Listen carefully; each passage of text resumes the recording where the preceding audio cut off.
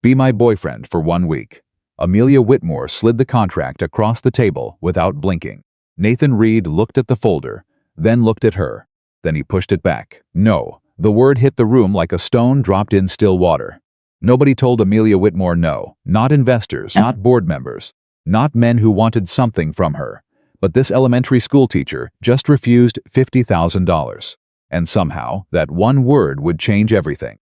If this story already has your heart, hit that subscribe button right now and follow along to the very end, because what happens between these two people will surprise you in ways you never expected. Drop your city in the comments below. I want to see how far this story has traveled. Amelia Whitmore had not cried in 4 years. She had calculated that fact once, late at night, sitting alone in her penthouse apartment, with a glass of wine she never finished, staring at the Manhattan skyline like it owed her something. 4 years, 3 months, and 11 days since the last time she had allowed herself that particular weakness. She remembered the exact date because it was the same day she signed the papers dissolving her engagement to Daniel Holt, and the same day she made a private promise to herself that she would never again hand another human being the power to bring her to her knees. That was then. Tonight, she sat across from a man she had never met before, in a quiet corner booth of a midtown restaurant she had chosen specifically because no one who mattered ever ate there. And she was doing something that frightened her more than any boardroom negotiation, any hostile acquisition, any quarterly report that came back with numbers that made her chest tighten. She was asking for help, not the kind of help she was used to, not the kind where she wrote a check and someone solved a problem, and the transaction was clean and finished and required nothing personal from her. This was different. This was the kind of help that required her to admit, even indirectly, that there was a gap in her life she could not fill with money or strategy or sheer force of will. She hated it. She hated sitting here. She hated that she had even composed that private online post. She hated that out of 19 responses, ranging from embarrassingly eager to outright inappropriate, this one had been the only one that made her pause. Nathan Reed, 38 years old, history teacher at Jefferson Elementary. His reply had been simple and direct, and for reasons she couldn't fully explain, that simplicity had unsettled her more than any clever pitch could have. I'll be honest, I need the money. My sister needs a surgery and my savings don't cover it. But I also want to say, and I hope this doesn't offend you, your message doesn't sound like someone running a business transaction. It sounds like someone who hasn't been taken care of in a long time and doesn't know how to ask for it any other way. If you want someone to play a role, I'm not your person. If you want someone to actually show up, I might be. Amelia had read that message 4 times. Then she had told herself she was being ridiculous, that she was projecting, that a stranger on the internet had simply written something calculated to stand out from the other responses, and he had succeeded, and she should not read anything meaningful into it. Then she had written back anyway. Now he was sitting across from her, and he was not what she expected. She had expected someone who would be visibly nervous, someone who would overdress and underspeak, or overspeak and bore her, someone who would be obviously aware that she was Amelia Whitmore, the youngest female CEO in the history of Whitmore Fashion Group, a woman whose face had appeared on the cover of 3 business magazines, and who had once been described by Forbes as the most formidable negotiator in luxury retail. Nathan Reed did not appear to know or care about any of that. He was dressed cleanly but simply. He had arrived exactly on time. He had looked around the restaurant when he walked in, not with the hungry curiosity of someone cataloging wealth, but with the mild, calm observation of a person who was comfortable in his own skin and saw no reason to perform otherwise. When he sat down, he thanked the server by name after reading her name tag. Small thing, Amelia noticed it. He ordered water and a coffee. He did not open the menu and study it the way people sometimes did when someone else was paying, searching for the most expensive item as a kind of quiet statement. He simply ordered what he wanted and set the menu aside. So he said, "You're Amelia." "I am. You look like someone who practiced being calm for this meeting." She blinked. "Excuse me? You've been measuring everything since I sat down." He said it without accusation. "Just observation. Your posture, your timing, how long you hold eye contact. You're deciding whether I'm a threat." He tilted his head slightly. "I'm not, by the way." Amelia felt something shift in her chest. She buried it immediately. "I'm being cautious," she said.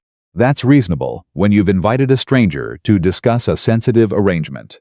Sure, Nathan agreed. But there's cautious, and then there's armored. You're armored. Mr. Reed, Nathan. She folded her hands on the table. I didn't ask you here to psychoanalyze me. I asked you here because you were the most coherent response to a straightforward request, and I'd like to discuss the terms. He nodded. Okay, walk me through it. She slid the folder across the table. He didn't open it immediately. He looked at the folder, then looked at her. Before I read this, he said, tell me in your own words. Not contract language. What do you actually need? Amelia paused. That was not a question she had prepared for, because she had prepared for everything else and somehow missed the obvious one. My parents are visiting next Friday, she said.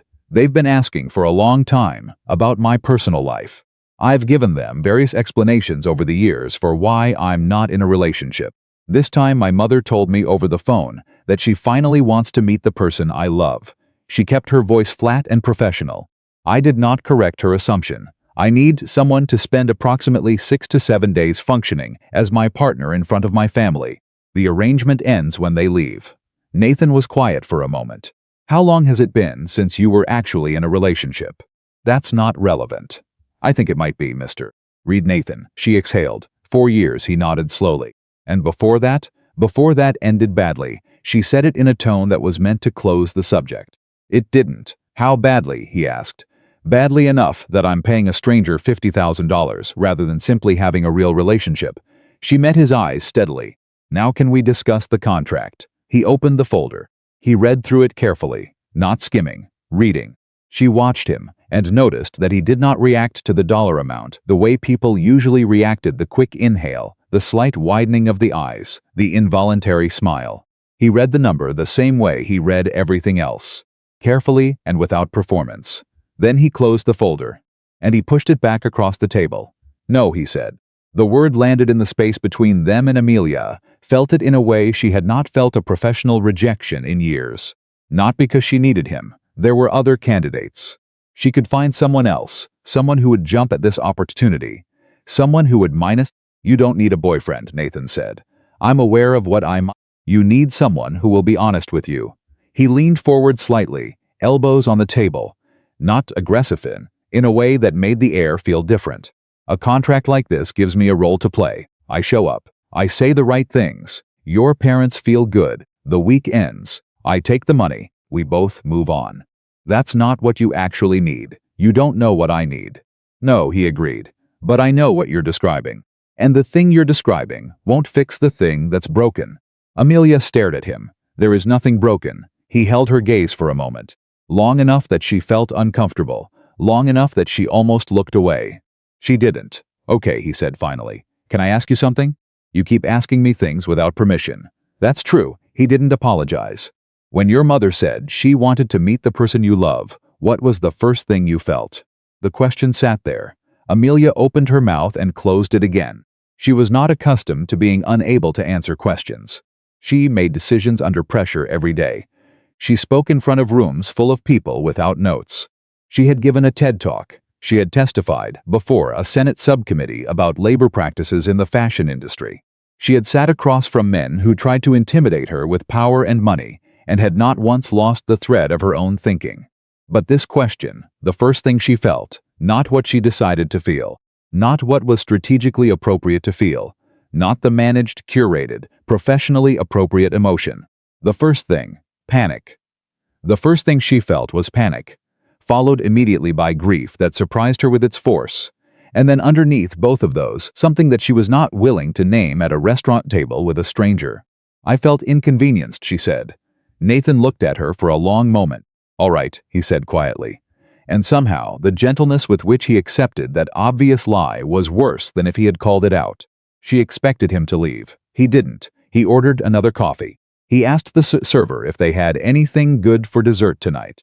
He started talking, unhurried, about his students, not in a way that was designed to impress her with his virtue, but in the way that people talked about things they genuinely cared about. A 9-year-old named Marcus, who had asked during a history lesson whether the people who made bad decisions in the past knew they were making bad decisions, and how Nathan had found himself unable to give a simple answer because the question was actually quite profound. A girl named Sophia who had come to school 3 days in a row without lunch, and how Nathan had started keeping extra granola bars in his desk, and the specific way Sophia looked at him when she realized he wasn't going to make it a thing. Amelia listened. She didn't mean to. She meant to politely wait until he finished his coffee and then wrap up the meeting and find someone else for this arrangement. But she listened, and something about the way he talked, unhurried, unperforming, genuinely occupied with the small and real details of his actual life, made the tight architecture of her chest loosen in a way she hadn't felt in longer than she could precisely remember. "Why are you still here?" she asked. "You said no to the arrangement." "I said no to the contract," he corrected. "I didn't say no to you. There's a distinction, big one." He wrapped both hands around his coffee cup. "The contract turns this into a transaction. I do a thing, you pay me, we're done. That's clean. I understand why you want it to work that way. It's controllable." He paused. "But I've been a teacher for 12 years, and one thing I've learned: you can't grade curve your way out of the actual lesson. You either learn it or you don't. What lesson am I not learning?" He looked at her directly. "That you matter as a person. Not as a CEO, not as the daughter who succeeded beyond what anyone expected. Not as the woman who survived whatever happened 4 years ago." His voice was quiet and plain and very serious. "You, as a person. You matter. And somewhere along the way you started believing that if you couldn't control it and couldn't earn it and couldn't prove it in a quarterly report, then it wasn't real." The restaurant hummed around them. Amelia felt something behind her eyes that she had not felt in 4 years, 3 months, and 11 days. She blinked it back. "That's a remarkable amount of insight from someone who met me 40 minutes ago," she said. "I'm a good reader of people," Nathan said simply. "Comes from spending every day with kids who can't hide what they're feeling. I can hide what I'm feeling perfectly well. I know you think that." She looked at him sharply. He met her look without flinching. And then, to her absolute astonishment, she felt the corner of her mouth lift. It wasn't a smile exactly. It was more like the memory of one. "You're infuriating," she said. "My students say the same thing." He finished his coffee. "Here's what I'm willing to do. No contract, no $50,000. No role to play, no script to memorize. Then what? I'll spend the week as myself. I'll meet your parents as Nathan Reed. The person you've been seeing for 3 months. We'll build that story together, honestly, using real details so neither of us has to remember lies. I'll help you get through the week. And if at the end of it, your parents feel good, and you feel like you've survived, then we shake hands, and I go back to my life." She studied him. "And your sister's surgery?" Something moved across his face. "Just briefly, I'll figure that out, Nathan. I'll figure it out. I'm offering you $50,000. I know. That's not something you figure out another way in the time frame you're dealing with." He was quiet. "Let me put it differently," Amelia said. She folded her hands on the table and chose her words carefully. "I am a businesswoman. I don't like loose ends and I don't like imbalance. If you help me, I want to compensate you fairly. We don't have to call it a contract. We don't have to put it in writing, but let me help with your sister's medical costs. Not as payment for performance, as one human being helping another human being because they can." She paused. "Can you accept that?" He looked at her for a long time. "Why?" he asked. "Why does it matter to you whether I accept it?" "Because," she said, and she was surprised to find she meant it, "you were honest with me tonight. That's rarer than $50,000. Nathan sat back in his chair. He looked at the ceiling for a moment. Then he looked at her. "Okay," he said, "one condition, name it, no pretending. Not with your parents, not with yourself. I'm not playing a character. I'm just going to be Nathan." He held her gaze. "And I'm going to ask you to do something you probably haven't done in a long time, which is be Amelia, not the CEO, not the image, not the woman who has everything perfectly managed." He said it quietly, but with complete certainty. Just Amelia, the one who answered that message at whatever hour it was, because she was scared and lonely and didn't know any other way to reach out. She felt it again, behind her eyes, that dangerous pressure. "I wrote it at 2 in the morning, she said before she could stop herself. "I know," Nathan said gently. "I could tell." They stayed for another hour. It wasn't like a business meeting anymore. It wasn't entirely comfortable either. There were moments where the conversation drifted close to something Amelia didn't want to touch, and she pulled it back, and Nathan noticed and didn't press. He had a quality she couldn't quite name at first. A patience that wasn't passive. He was engaged and alert and fully present, but he didn't push. He waited, he made space, and somehow the space itself made her want to fill it. She told him more than she intended to. She told him that her parents were good people who had sacrificed significantly for her education, and who carried a particular kind of parental worry that had never fully quieted, even when she achieved things they had not dreamed of. She told him that her father, Charles, was a retired engineer who expressed love through fixing things, and who would feel irrelevant in her Manhattan apartment, where everything was either professionally maintained or simply replaced. She told him that her mother, Eleanor, made food as a language, and would interpret a kitchen that never got used as evidence that Amelia was not actually living her life. Nathan listened to all of it and asked questions that surprised her with their precision. What does your father miss most since retiring? Having problems to solve that were specific. He misses feeling useful. And your mother, what does she worry about that she doesn't say out loud? Amelia thought about that I'm alone. Not in the sense of being without a partner. In the deeper sense, that I don't have anyone who really knows me. She stopped talking abruptly, because she had just said something she had not said to anyone, and she had said it to a man she had known for approximately 90 minutes. You're fine, Nathan said, not condescending, just observational. You didn't say anything terrible. You just said something true. I say true things all the time. True things about quarterly earnings, he said. Not true things about yourself. She looked at him. Are you always like this? Like what? Like she searched for the word and couldn't find a professional one. Like someone who keeps finding the exact thing you put in the least visible place. He smiled at that. It was a warm smile, uncomplicated. The kind of smile that didn't want anything from her. My students say I'm annoyingly perceptive, he said. I prefer to think I just pay attention. Most people pay attention to what's obvious.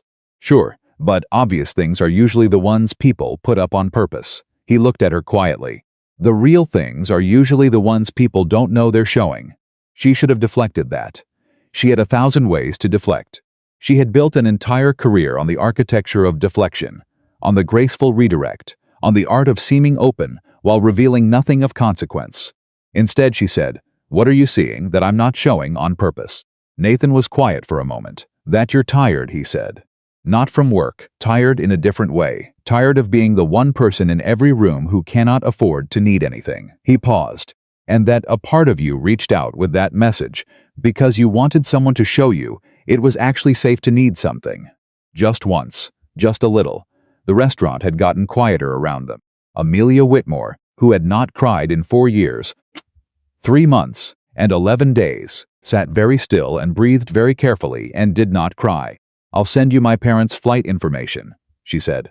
Nathan nodded. "And my home address. You'll need to know the layout before they arrive." "Sure. And we should talk through the background story. Where we met, how long, the basic architecture of it." "We can do that," Nathan said. "But I want to build it from real things where we can. The more real details, the less you have to track." "Fine." She picked up her bag. "Saturday morning, my apartment. 9 o'clock. I'll be there." He stood. She looked at him across the narrow restaurant table and felt something she could not organize neatly or file away or convert into a deliverable. "Nathan. Yeah, why are you doing this? Really? Not the sister's surgery. That's real, I understand that. But you could have found another way to handle that. Why this?" He thought about it. "Because you asked," he said. "And when you asked, you weren't performing. You were just asking. And I don't know when the last time was that someone did something real enough to deserve a real answer." He shrugged. "Uncomplicated. So here I am." She looked at him for one more moment.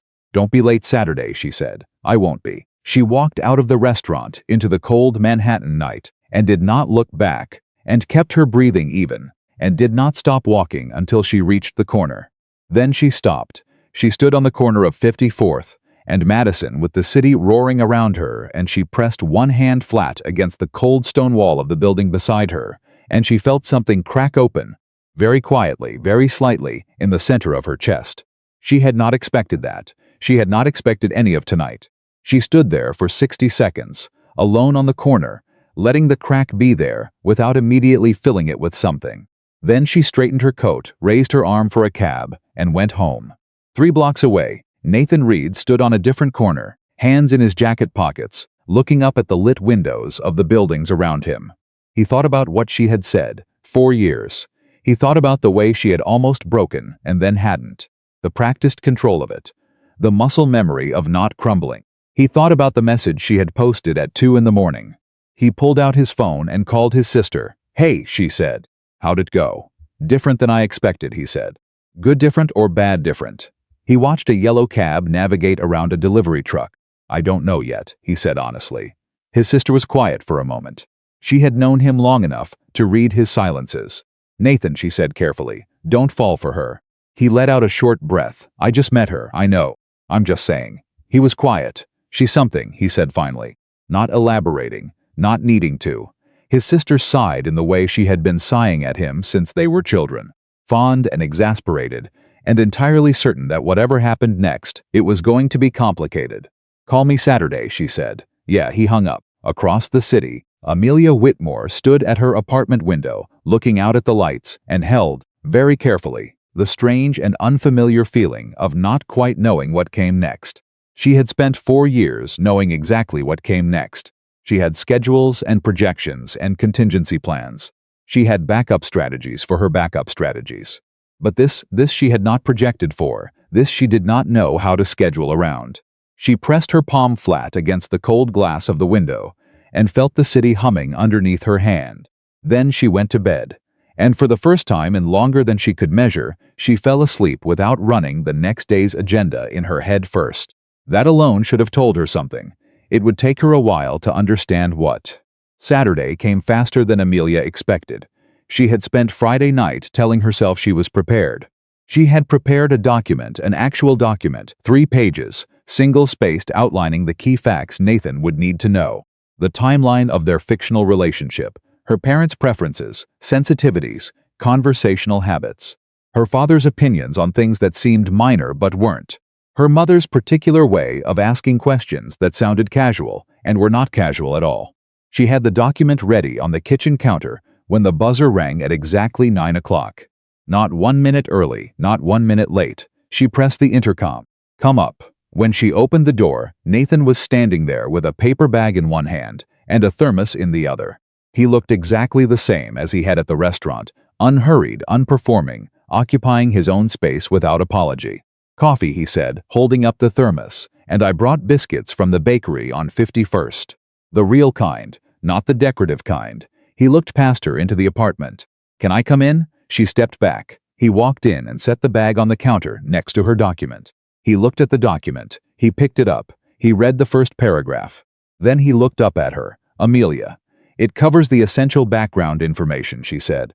"If you read it through before my parents arrive, you'll have the necessary mind. This is a dossier. It's organized notes. It has subheadings." He turned the page. "And footnotes. The footnotes clarify. You wrote footnotes for a fake relationship." She crossed her arms. "I wrote footnotes so that we don't contradict each other in front of 2 people who are perceptive and who know me well, and who will notice if our story doesn't hold together." Nathan set the document down. He opened the bakery bag and put a biscuit on the counter in front of her, like he was making a point. "Eat something," he said, "and then tell me, out loud, without the document when we met. In your version, where were we?" She frowned. "I suggested a museum." "The Met." "Something neutral, and that's where you'd take a business contact," Nathan said. "Not where you'd let yourself meet someone you actually liked."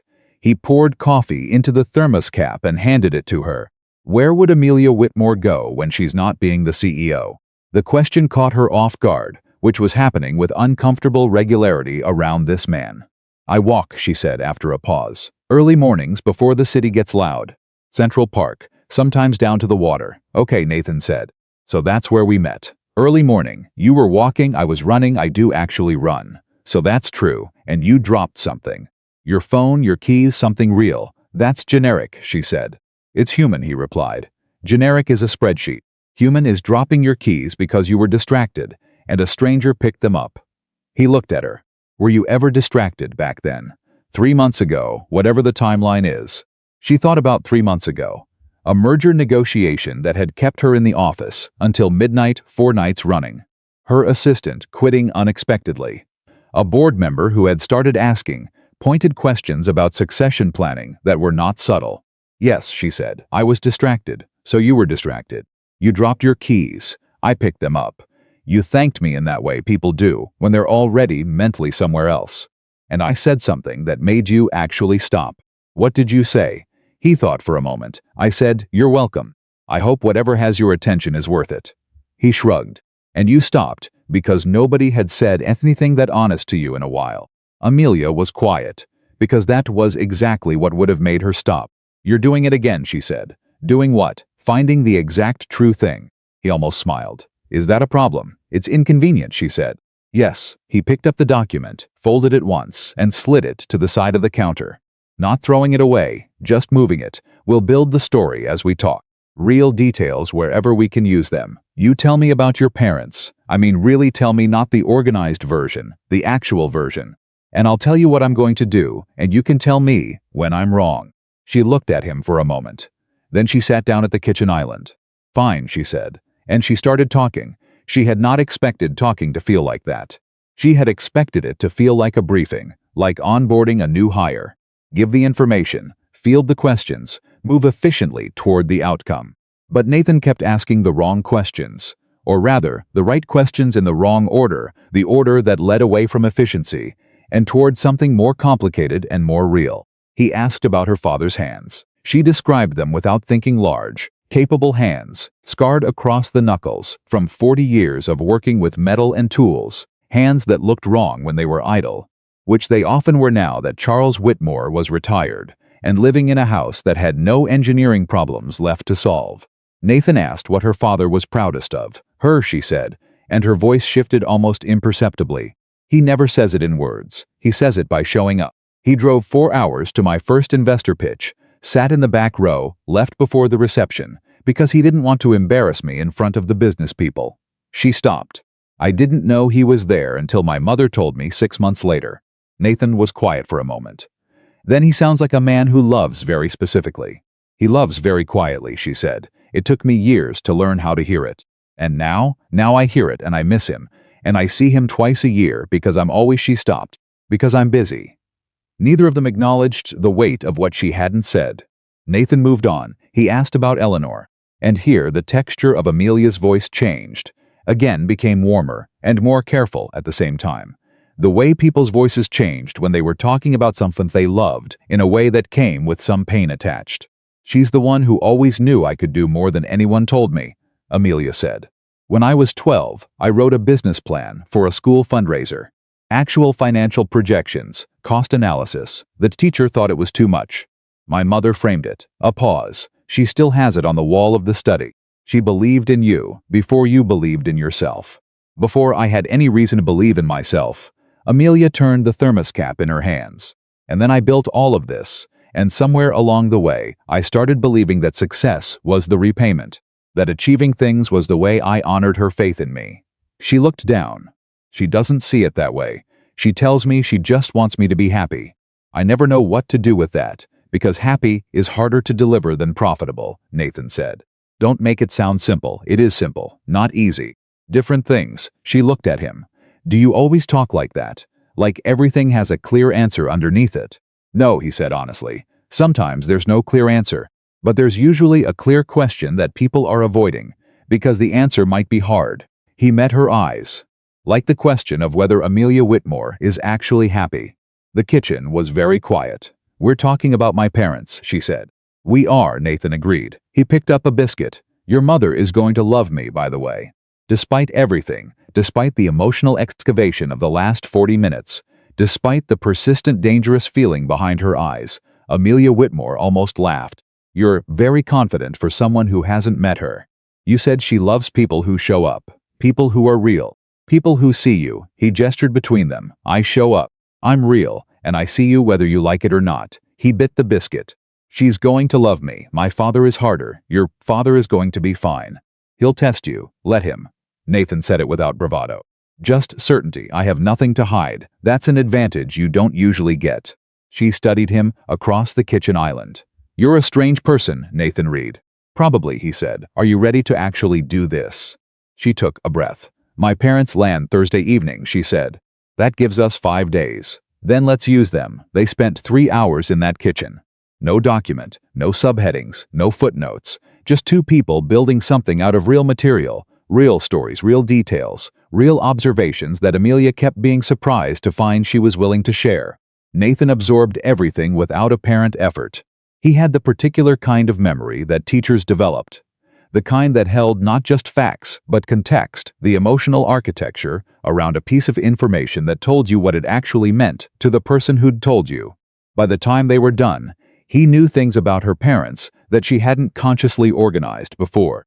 More unsettling, he knew things about her. He knew she drank her coffee too hot because she was always rushing. He knew she had a habit of going very still when something surprised her, a fraction of a second before she composed herself. He knew she kept the thermos cap in her hands when she was thinking through something difficult. He knew she laughed exactly once, a small involuntary sound, when he said something about his most chaotic student, and that the laugh changed her face entirely, and that she pulled it back almost immediately. He didn't mention any of this. He simply stored it, and she noticed him storing it, which was its own particular kind of experience as being paid attention to, genuinely, by someone who wanted nothing from the attention. When he left that afternoon, he paused in the doorway. "Can I ask you something? You never ask permission. I'm starting a new habit." He held the door. "The thing that happened 4 years ago. The person who hurt you." She went very still. "We don't need to get into that," she said. "No, I just want to know one thing." He looked at her steadily. "Did anyone know at the time? Did you have anyone you could tell?" The stillness inside her deepened. "No," she said. Nathan said quietly. He said it in the same way he'd accepted her earlier lie at the restaurant, without pressing, without performing sympathy, just receiving it, just letting it be true. "I'll see you Tuesday," he said. "We should have dinner somewhere that could actually be a place we go. Somewhere real. I'll text you a place. Somewhere you actually like," he said. "Not somewhere that looks right." She held his gaze for a moment. "There's a Thai place on 46th, she said. "I've been going there alone for 2 years. Something in his face softened. "That's where we'll go," he said. And then he was gone. Tuesday evening, the Thai place on 46th Street was warm and smelled exactly the way it always smelled, and the owner, a small woman named May who had never once asked Amelia why she always ate alone, looked between the two of them when they walked in together and did something Amelia had never seen her do. She smiled, not a service industry smile, a real one. "You brought someone," May said to Amelia, and the delight in her voice was so unguarded that Amelia felt unexpectedly ambushed by it. "This is Nathan," Amelia said. May looked Nathan up and down with the frankness of someone who had earned the right to assess things plainly. "You look like a person who actually eats," she said approvingly. Nathan laughed. "Is that a compliment?" "It is from me," May said. "She never eats enough." She pointed at Amelia without looking at her. "I always bring extra. She always says she's fine." She waved them toward the corner booth, Amelia's usual table, as if she had been expecting them to sit there. Amelia sat down across from Nathan and found him looking at her, with an expression she was becoming reluctantly familiar with. "Don't," she said. "I didn't say anything. You were about to say something." "I was going to say the food smells amazing." "You were not." "Okay," he admitted. "I was going to say that woman has been watching out for you for 2 years, and you probably never let yourself notice that." Amelia looked at the menu she already had memorized. "May runs a restaurant," she said. "She's attentive to all her customers. She has a specific extra portion for specifically you," Nathan said. "That's not customer service. That's someone who cares." Amelia kept looking at the menu. After a moment, she said very quietly, "I know." Nathan said nothing. May came back with tea and a plate of spring rolls that nobody had ordered. Looked at Amelia with an expression that communicated an entire paragraph in pure warmth, and went back to the kitchen. Amelia picked up a spring roll. "I grew up in a small town in Ohio," she said without preamble. "We didn't have a lot. My father was methodical, with money precise, careful, and my mother made everything stretch in ways I didn't fully appreciate until I was grown. There was a woman 2 streets over who ran a pie shop, and whenever things were hard, she would leave pies on the porch. No note, just pies." She set the spring roll down. "We all pretended not to know it was her, because acknowledging it would have embarrassed everyone. But we knew. Nathan was watching her. That's what this reminds me of," she said. "May and the extra portions." She paused. "I never told anyone that story." "About the pie shop?" "About Ohio. About what things were like." She looked up. "People see Amelia Whitmore, the CEO. They see the apartment and the title and the Forbes profile. They fill in the rest from there." She met his eyes. "Nobody fills it in correctly. What do they get wrong? They think success came naturally. That I was always, she searched for the word, polished, capable, certain. She shook her head. I was a terrified kid from a small town who couldn't afford the right clothes, freshman year of college, and spent 2 years watching other people to learn how to move in rooms that weren't built for people like me. She said it without self-pity. Just fact. I learned.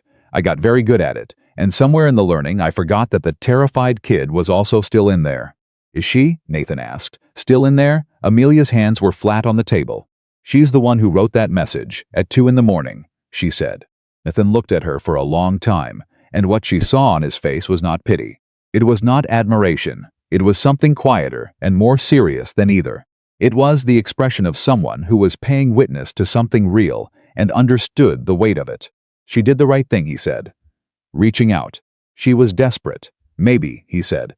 But she reached towards something instead of away from it.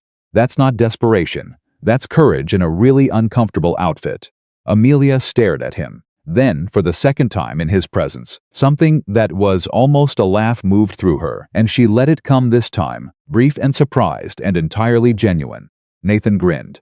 There she is, he said softly, and Amelia felt the words land somewhere deep and specific, and did not move, and did not redirect the conversation, and sat with the feeling for the full length of time it took May to appear with 2 steaming plates of food, and the particular quiet satisfaction of someone who had been waiting a long time to see exactly this.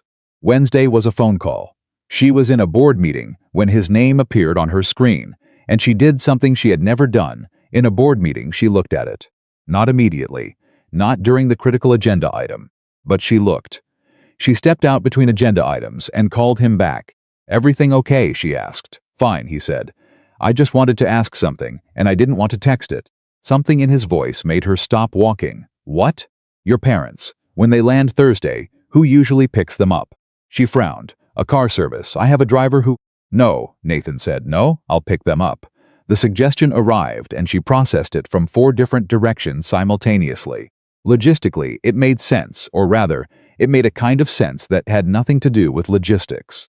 Emotionally, it was the exact right thing, and she knew it immediately. And that knowing unsettled her because she shouldn't be this certain about what Nathan Reed's instincts told him to do. They're not, she started. That's the point, he said. If I show up at the airport to get them, before your parents even get to the apartment, they already know one thing for certain, that the man your daughter is with drove out to JFK on a Thursday evening because he wanted to. A beat. That's not something you perform. That's just something you do. Amelia stood in the hallway outside the conference room. You don't have to do that, she said. I know I don't have to. It's out of your way, Amelia. What? Let me do the thing. His voice was patient. You keep finding reasons why the good thing shouldn't happen. Just let it happen. She was quiet. Okay, she said. Text me their flight details. I will. She hung up. She stood in the hallway for an extra 10 seconds before going back into the board meeting. She was not the kind of person who stood in hallways for extra seconds. She noted this and filed it away under things she was not yet ready to examine. Thursday evening, at JFK International, Charles and Eleanor Whitmore walked through arrivals and found a tall man in a clean jacket holding a handwritten sign that said Whitmore in large, slightly crooked letters, handwritten, not printed, which was a detail that registered immediately with Eleanor, who noticed the things people did with their hands. That's terrible handwriting, Charles said, mostly to himself. It's wonderful handwriting, Eleanor corrected, in the voice she used when Charles was being right, but fundamentally wrong. Nathan stepped forward. Mr. and Mrs. Whitmore, I'm Nathan. I hope the flight wasn't too rough. I heard there was weather over Pittsburgh. Charles Whitmore looked at Nathan Reed the way engineers looked at things they hadn't built themselves, with measured skepticism and a genuine desire to find either a flaw or something to respect. You didn't have to come out here, Charles said. First test. Immediate, I know, Nathan said. I wanted to. He reached for Eleanor's rolling bag. Can I take this? Eleanor let him take it, and looked at him with the specific expression she reserved for situations where she was quietly deciding something important. She did not share the decision. She rarely did. In the car, Charles wrote in front another test, or perhaps simply habit. Nathan drove without performing it, not narrating the route, not filling silence with unnecessary words. How long? Charles asked. About 15 minutes in. Nathan glanced at him. How long? You and my daughter. About 3 months, Nathan said. Maybe a little more. Charles looked at the road. She doesn't tell us things. I know, Nathan said. She's working on it. Are you helping with that? I'm trying. She's better at it than she gives herself credit for. Nathan navigated a lane change. She told me about the investor pitch, the one you drove 4 hours for. The car was very quiet. She told you about that? Charles said. And his voice had changed, just slightly, but enough. She did, Nathan said. She said she found out 6 months later. And the way she said it, he paused, choosing words carefully. You could tell it's one of the things she holds on to. One of the things that matters most. Charles Whitmore looked out the window. Nathan let the silence sit. Eleanor, in the back seat, pressed her lips together in the particular way she did when something confirmed something she had already known. They rode the rest of the way in a silence that was not empty.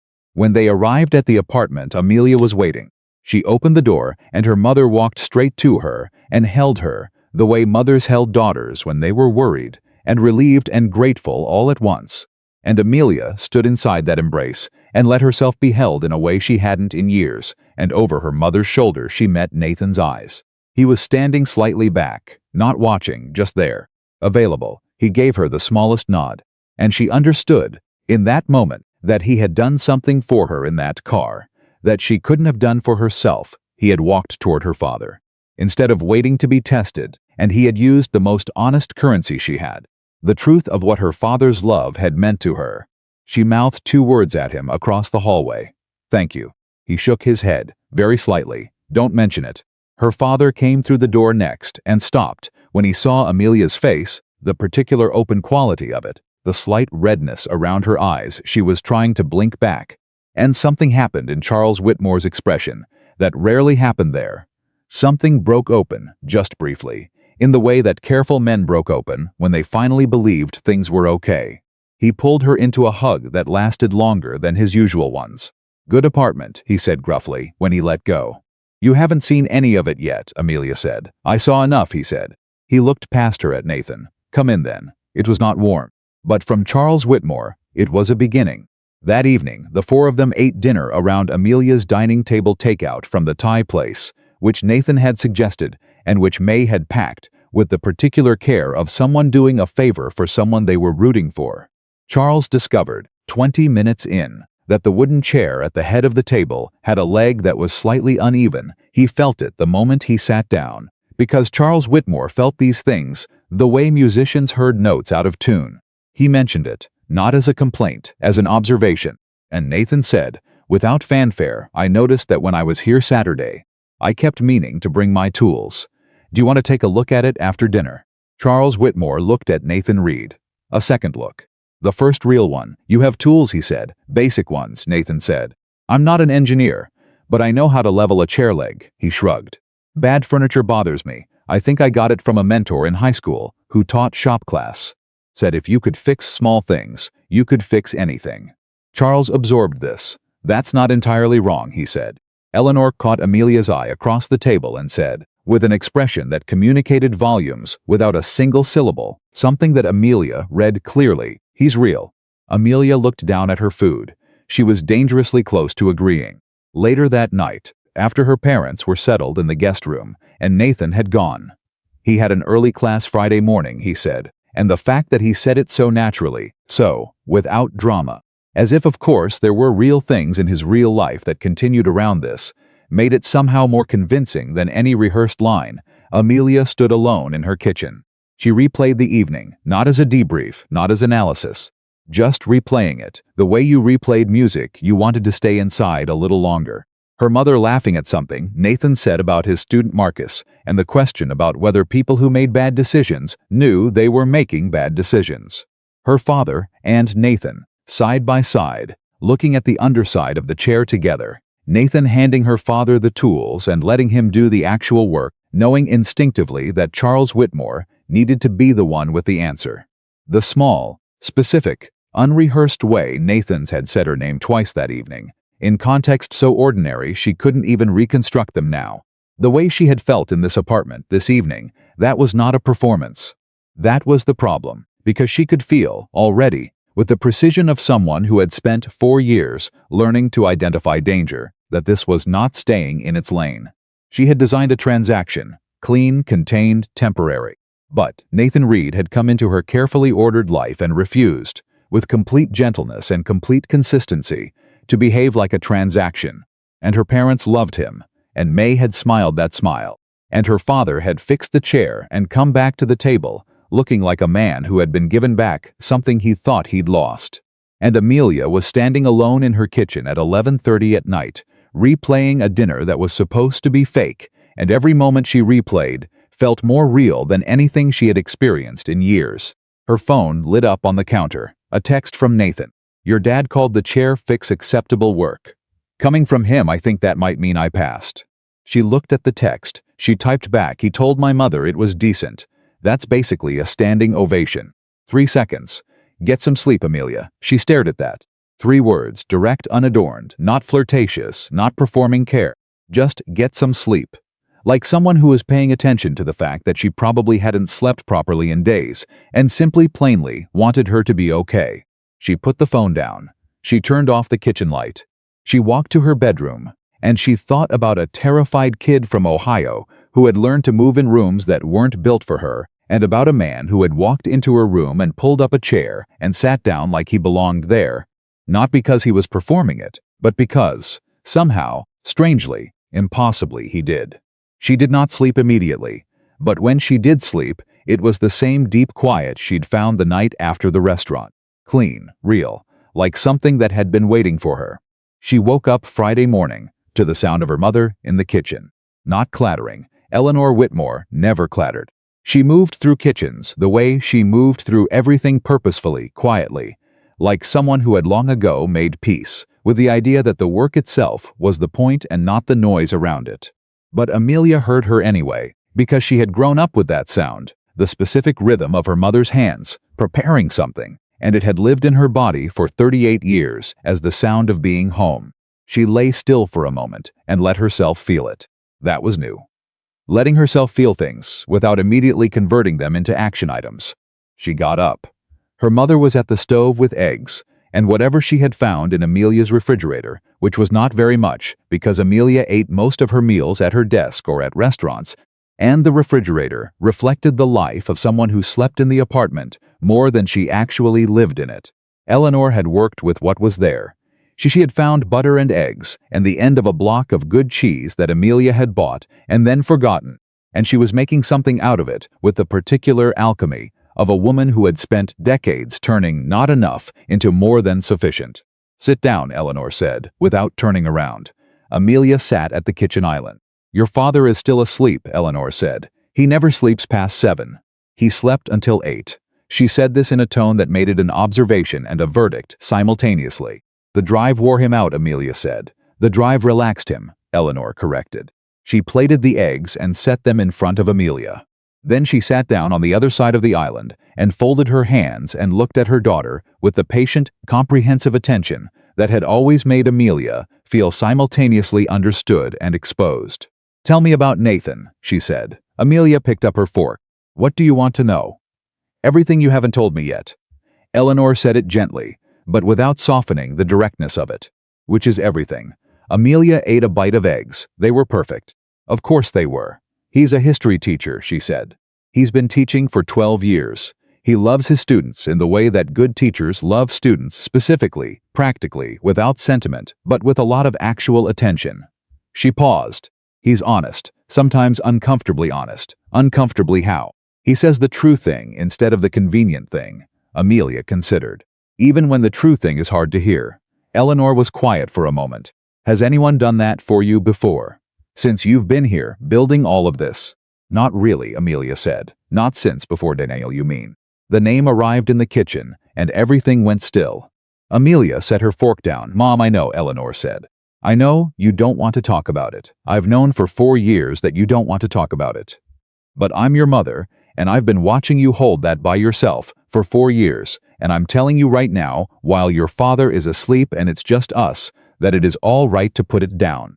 Amelia looked at the eggs. "He hurt more than just me," she said finally.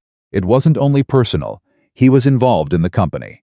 He had access to things because I trusted him with them, and he used that access." She kept her voice flat, the way she'd trained herself to keep it, when she talked about things that were not flat at all. By the time I understood what had happened, he was already gone. I chose not to pursue it legally because the exposure would have damaged the company and the people who worked there. She looked up. So I handled it internally, quietly, and I never told anyone. Eleanor reached across the island and put her hand over Amelia's. She didn't say anything. She didn't say she was sorry, or that Daniel was terrible, or that Amelia should have told her.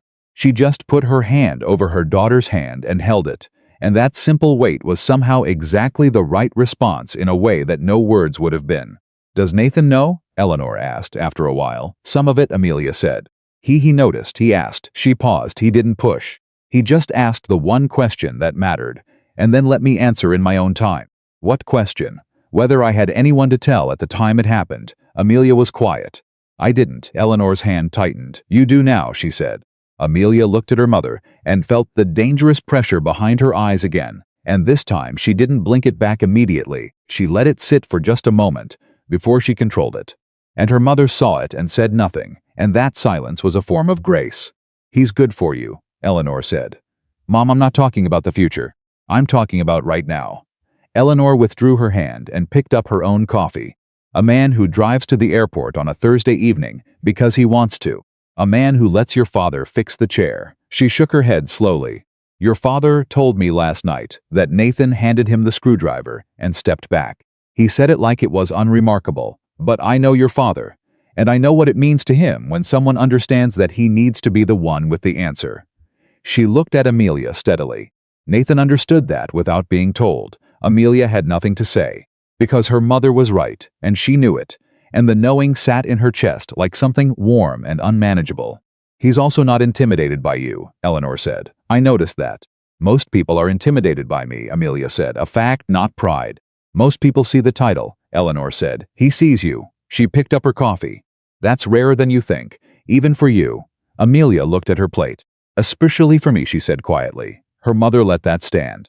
They finished breakfast in the particular comfortable quiet of two people who have said the necessary things and no longer need to fill the air. Nathan arrived at 11 with the specific tools for the chair, a small level, wood shims, sandpaper, because apparently he had thought about it after going home and decided the job wasn't quite finished. Charles was up by then, sitting at the kitchen table with his coffee, and when Nathan walked in and said he'd brought the tools to finish what they'd started the night before, Charles Whitmore stood up with an alacrity that was at odds with his usual deliberate pace. Amelia watched them from the kitchen doorway. They worked on the chair together for 20 minutes. She could hear the low alternation of their voices, Nathan asking questions, her father answering, the comfortable shorthand of two people solving a concrete problem together. At some point, her father laughed a short, genuine sound at something Nathan said, and Amelia felt it in her chest like a small detonation. Her father didn't laugh often, and when he did, it was always at something real. Eleanor appeared beside Amelia in the doorway. "Don't overthink it," Eleanor said quietly, watching her husband laugh. "I'm not overthinking. You're doing the thing you do where your face goes still, because you're processing too fast." Her mother glanced at her. "I've known that face since you were 9 years old." Amelia said nothing. "Let it be good," Eleanor said. "Just for this week, let it be good without building a case against it." Amelia looked at Nathan, on the floor next to her father, holding the level steady while Charles examined the result with the focused satisfaction of a man in his element. "I don't know how to do that," she said, and it came out more honestly than she intended, and she heard her own voice say it, and felt the truth of it like a stone dropping into deep water. "I know," Eleanor said. She put her hand briefly on Amelia's shoulder. "But look at you, you're learning." That afternoon, the four of them walked in Central Park. It was cold enough for coats, but not cold enough to make the walk punishing, and the park had that particular late autumn quality spare, clean. The trees stripped down to their essential architecture that Amelia had always found easier to breathe in than the green crowded fullness of summer. Nathan walked beside her. Her parents walked slightly ahead. Eleanor's arm linked through Charles's, two people who had been navigating the world side by side for so long that it had become their natural formation. "Your father told me he used to bring you to parks when you were small," Nathan said, low enough that only she could hear. She looked at him. "When did he tell you that?" "While we were finishing the chair. He said you were terrible at being still when you were little, that you'd run ahead and then stop and wait, run ahead and then stop the whole walk. He glanced at her. He said it was the first time he understood you were going to go farther than he could follow, and that he decided then to be okay with it. Amelia stopped walking. Nathan took 2 steps and then stopped too. He said that, she said, almost exactly that. Nathan watched her. He said it like it was a small thing. I don't think it was a small thing. She looked at her father's back, ahead of them on the path, her mother's hand in the crook of his arm. He never told me that, she said. I know, Nathan said. I think he didn't know how. She stood on the park path with the cold air on her face and felt something happening inside her that she didn't have language for, something between grief and gratitude and the strange relief of understanding. Something years after you needed to understand it. I was so angry at him, she said, not loudly, not with drama, just plain. When I was building the company in the early years when everything was so hard, he never said you can do this. He never said, I believe in you. He just watched. She paused. I thought it meant he wasn't sure. He was already sure, Nathan said. He was watching because he knew he couldn't keep up, and he was making peace with that. He looked at her. That's not doubt. That's love that knows its own limits. Amelia pressed her lips together. She turned and started walking again, catching up with her parents, and Nathan fell into step beside her, and she did not say anything else about it, and neither did he. But when they reached the spot where the path curved, and her father pointed out something about the geometry of the bridge overhead, some observation about load distribution that only Charles Whitmore would make in a park, Nathan listened to the entire explanation with complete and genuine attention, and asked one follow-up question that was exactly the right one, and Charles answered it with the focused pleasure of a man who had not had an audience for his expertise in too long. And Amelia watched and understood, more clearly than she had understood anything in recent memory, that Nathan Reed was not performing any of this. He was just paying attention, and paying attention, she was beginning to understand, was the rarest thing there was. The crisis came Saturday evening. It came the way crises usually came, not announced, not dramatic in its arrival, but quiet and quick, and leaving very little time to prepare. They were at dinner, the 4 of them, at a restaurant Amelia had chosen that was good without being ostentatious, the kind of place where the food mattered more than the decor, and the tables were close enough that you could feel the presence of other people's lives around you. It had been a good evening. Her father had been more open than she had seen him in years, something Nathan had unlocked simply by being interested, by asking questions and meaning them. Her mother had been watching Amelia with that steady, loving assessment and appearing increasingly to like what she saw. And then Amelia's phone buzzed. She glanced at it reflexively, a habit she was always trying to break and never breaking. And the name on the screen was one she had not seen in 4 years. Daniel Holt. She turned the phone over immediately. Her hand was completely steady. Her face, she was nearly certain, revealed nothing. But Nathan was watching. He always seemed to be watching, not intrusively, but just present, tuned in. He said nothing. He picked up the thread of conversation her phone interruption had dropped and carried it forward, drawing her father into a discussion about engineering innovations that had changed the course of history, a question designed specifically for Charles, she realized, bought for her without ceremony. She excused herself to use the restroom. She went to the hallway near the kitchen. She looked at her phone. The text from Daniel said, I heard your parents were in town. I'd love to catch up, if you have time. There are things I should have said a long time ago. Her entire body went cold, not from fear. She had stopped being afraid of Daniel Holt years ago, when she understood that fear was an energy source she could not afford to give him, but cold from the particular feeling of a closed chapter opening without permission, of something she had organized into the past, refusing to stay there. She stood in that hallway and breathed. She thought about the meeting 4 years ago, where she had first understood what Daniel had done. She thought about the hours she had spent with her lawyers, managing the damage, protecting her employees. She thought about the night after the lawyers left, when she sat alone in her office and felt something collapse inside her. Not dramatically, not in the way collapses happened in movies, but quietly, like a building that had been compromised structurally and finally gave way without fanfare. She thought about the promise she had made herself that night. Never again. She deleted the text. She put the phone in her pocket. She walked back to the table, with her face composed and her breathing even, and took her seat and picked up her fork. Nathan looked at her once, just briefly. His expression did not change. But under the table, His hand moved to where her hand was resting on her knee, and he covered it for exactly 3 seconds, not calling attention, not making anything of it. 3 seconds of warmth and steadiness, and then moved away. She did not look at him. She rejoined the conversation. But her heart was beating differently than it had before she left the table, and not entirely because of Daniel's message. Later, much later, when her parents were in bed and the apartment was quiet, she told him. She hadn't planned to. She had planned to handle it the way she handled everything internally, efficiently, without burdening anyone else with the weight of it. But Nathan was sitting at her kitchen island, the two of them sharing the last of the wine from dinner, and the quiet of the apartment was the kind that invited honesty rather than protecting against it. And before she had consciously decided to speak, she heard herself saying, "Daniel texted me tonight." Nathan went very still. "At the restaurant," he said, "while you were talking to my father about the steam engine." "Yes," he set his glass down. "What did he say?" she told him. The exact words. She had already memorized them because her brain did that with things that mattered whether she wanted it to or not. Nathan was quiet for a moment. "What did you do?" he asked. "I deleted it." He nodded. "Is that the right move?" she asked. And she was surprised by her own question, by the fact that she was asking it, by the fact that she wanted his answer. "I think so," he said. "He doesn't deserve a response. Not because of punishment, because of accuracy.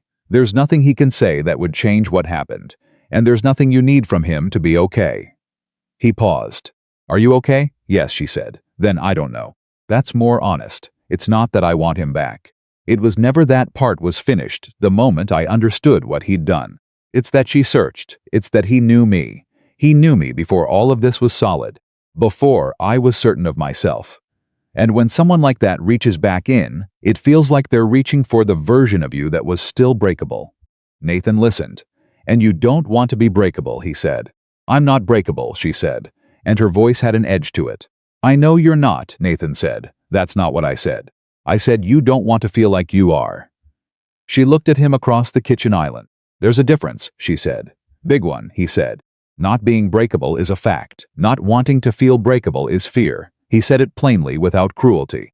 And fear is worth paying attention to, not to fix it or eliminate it, just to understand what it's actually about. She wrapped both hands around her wine glass.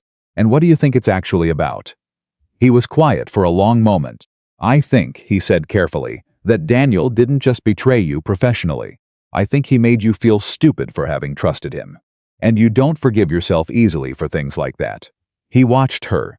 "And so every time you feel something genuine, every time someone gets close enough, that it actually matters, there's a part of you that starts running the case against yourself, counting the ways you might be wrong again, building the prosecution." The kitchen was very quiet. "You've known me for less than 2 weeks," she said. "I know," he said. "That's not enough time to Amelia." His voice was quiet. "Steady, I'm not diagnosing you. I see you. And what I see is someone who's been running that prosecution for 4 years. And I think it's time for a different verdict." She looked at him and felt the crack from the night at the restaurant open slightly further, the one she had been carefully tending closed. "What verdict?" she said. "That you trusted someone and you were wrong about him," Nathan said. "That's it. That's the whole story. Not that you're naive. Not that you can't judge character. Not that you should have known.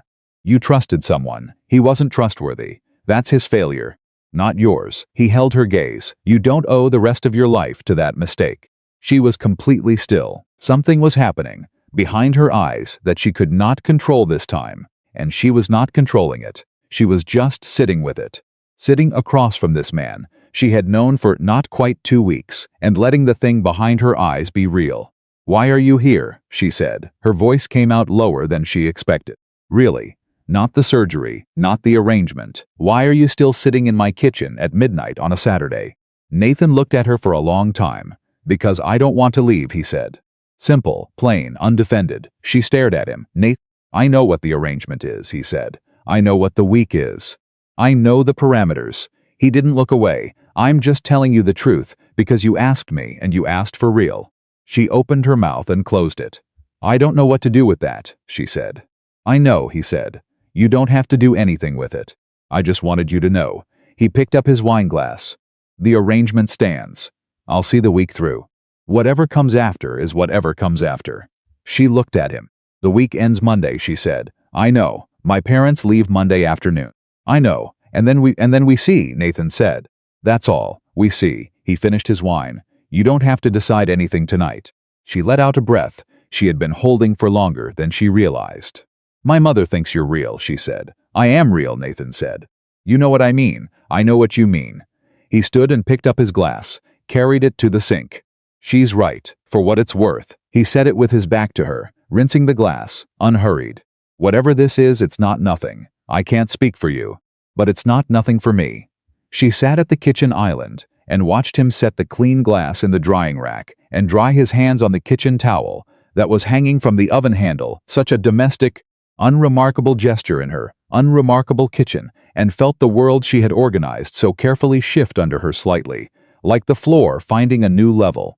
You can tell me to forget I said it, he said, turning around. If that makes it easier. No, she said, and her voice was quieter than she intended. Don't forget it. He looked at her. Okay, he said. He picked up his jacket. Get some sleep, Amelia, he said. The same 3 words as the text earlier in the week.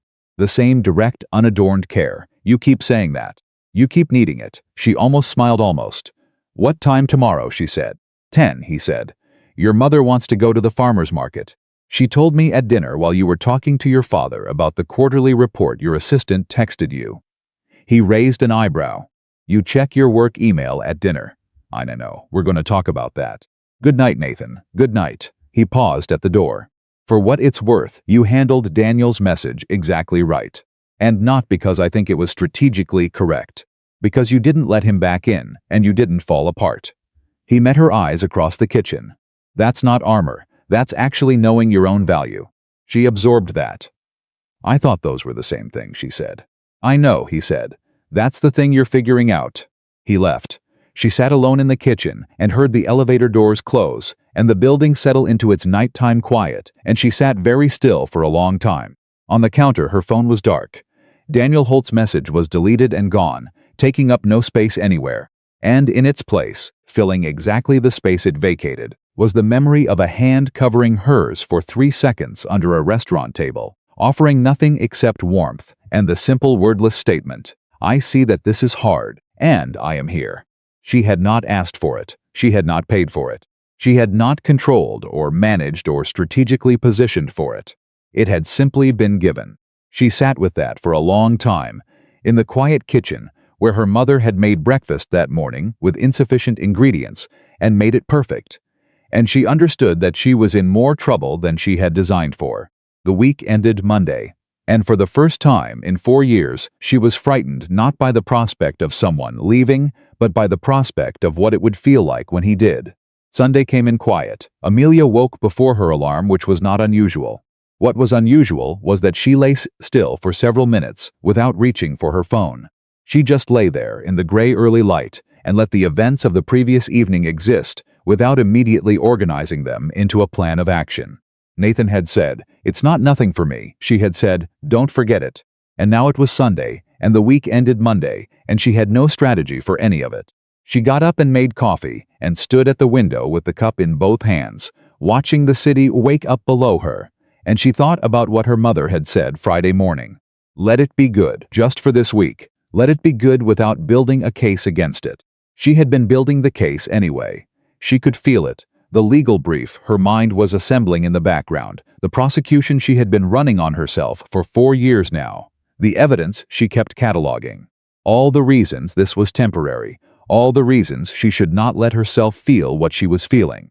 All the reasons Nathan Reed, a history teacher from an elementary school on the west side of Manhattan, was not a logical outcome for Amelia Whitmore's life. She set down her coffee and called her best friend. Sandra Park answered on the 3rd ring, which meant she was awake but had seen the caller ID and taken a moment to prepare herself, which was what Sandra did when she suspected the call was going to require her full attention. It's 7 in the morning on a Sunday, Sandra said. I know. You only call before 8 on a Sunday when something is happening. Something is happening. A pause. Is it the teacher? Amelia closed her eyes. You knew? Amelia, you texted me 3 times this week. Once to tell me he picked up your parents from the airport, and I quote, just showed up with a handwritten sign. Once to tell me he fixed your father's chair. And once at midnight to tell me. Sandra paused, apparently checking her phone. He said it's not nothing for him, and I told him not to forget it, and now I don't know what I'm doing. Those were your exact words. So yes, I knew something was happening. Amelia put her forehead against the cold glass of the window. This was supposed to be a transaction, she said. I know. 7 days. Contained, clean, I know. I had a contract. He rejected the contract, Sandra said. You told me that too, on the night of the restaurant. You texted me at 1 in the morning and said, and I quote, he pushed the contract back across the table, and I don't know what to do with a person who does that. Amelia was quiet. Sandra, yeah, I'm scared. The words came out plain and flat and more honest than she had been with anyone, except possibly Nathan himself. Sandra was quiet for a moment on her end of the line. When she spoke, her voice was careful and warm. I know you are. You haven't been scared of anything in years. Not publicly. Not even privately, as far as I could tell. She paused. What specifically are you scared of? Being wrong again, Amelia said. Seeing something that isn't there. Wanting something to be real, and mistaking the wanting for evidence. Okay, Sandra said. Is he giving you reasons to think it's not real? She thought about the airport, the chair. The 3 seconds under the restaurant table. The hand covering hers. The kitchen at midnight and his voice saying it's not nothing for me without flinching. No, she said. Is your gut telling you something's wrong? My gut is the problem, Amelia said. My gut told me Daniel was safe. Your gut told you Daniel was what you needed at a specific moment. When you were building something enormous. And you were lonely, Sandra, with the precision of someone who had been listening to this story for 4 years. That's different from wrong. You were vulnerable. He was predatory. That's not a failure of your instincts. That's a failure of his character. She paused. Does Nathan feel the same way Daniel did, in your gut?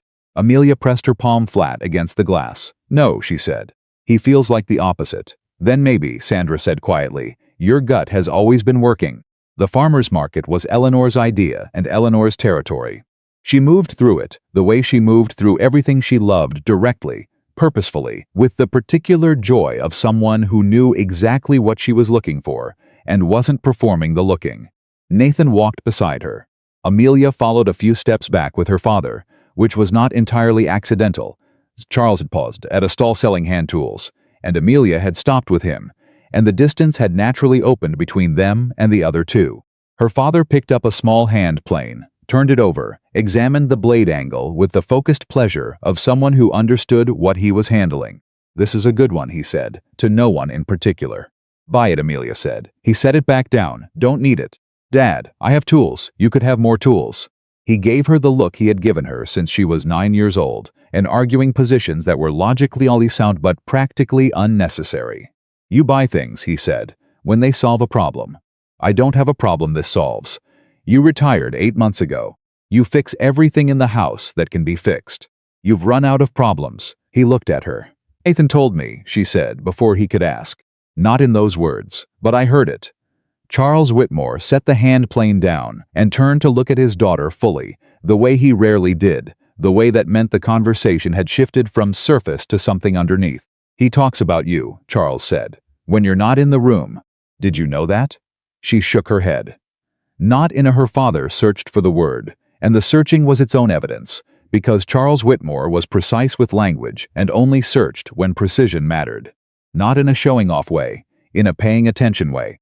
He noticed things about you that I didn't expect a man to notice who hadn't known you a long time. He paused. He told me you eat too fast, because you're always moving on to the next thing. He said he's been trying to get you to finish a full meal without checking your phone, and that you're making progress. Amelia stared at him. He said that? He said it like it was the most natural thing in the world, her father said. Like he'd been paying attention to how you eat for years. Not months. Charles looked back at the hand plane. That kind of attention doesn't come from a man who is not serious. She stood beside her father and didn't speak for a moment. Are you telling me to trust him? She said.